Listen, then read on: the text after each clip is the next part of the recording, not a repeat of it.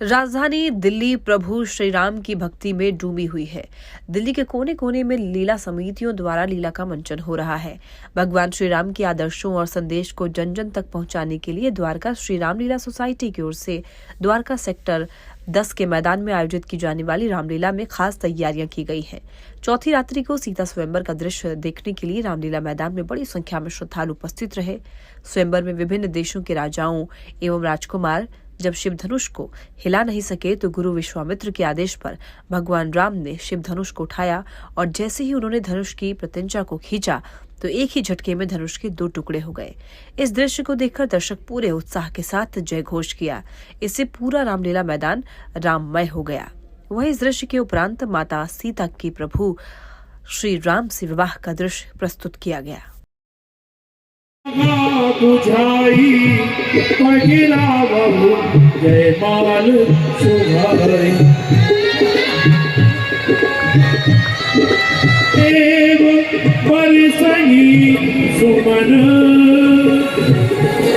सकुचे सकल ग्वाल जन मिलो की रवि कुमुद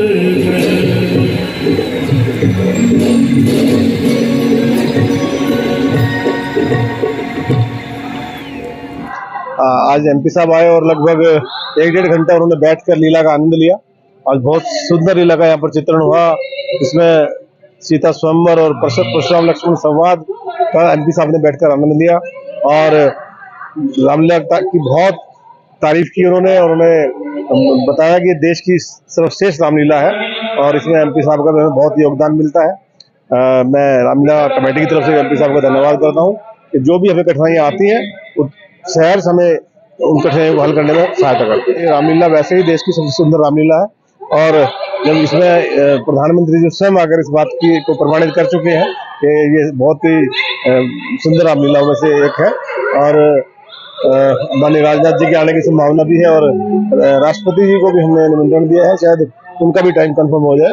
तो जब इतनी बड़ी बड़ी हस्तियां इस रामलीला को देखने आ रही हैं तो निश्चित तौर पर इस बात का प्रमाण है कि ये देश की सर्वश्रेष्ठ रामलीला है। आज रामलीला हमारे मंचन में हमारे सांसद श्री प्रवेश जी आए और उन्होंने 1-1.5 घंटा बैठकर रामलीला मंचन देखा और उसके बाद जो तारीफ करी वो तारीफ बनती भी थी, क्योंकि हमारा ये कहना है कि रामानंद सागर जी के बाद जो कलाकारों का जो अभिनय देखने को मिला वो आज हमारे रामलीला के मंचन पे देखने को मिला।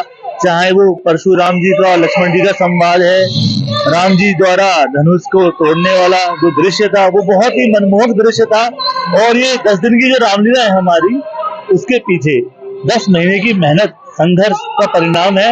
जो हमारे संघर्ष श्री राजेश गहलोत जी के द्वारा जो मेहनत की गई है उसका परिणाम आज जो तारीफ हमें मिल रही है वो उसी का ही परिणाम स्वरूप हमें देखने को मिल रहा है। मेरा नाम यश है, मैं यहाँ पर लगभग 10 सालों से इस रामलीला को देखने आ रहा हूँ और ये देश की सबसे बड़ी रामलीला है। इस रामलीला की खासियत ये है कि कितनी भीड़ हो कितना ही कुछ हो, इसके संरक्षक है राजेश गहलोत जी, उनकी जो मैनेजमेंट है उनकी जो व्यवस्था है कभी भी चरमराती नहीं है।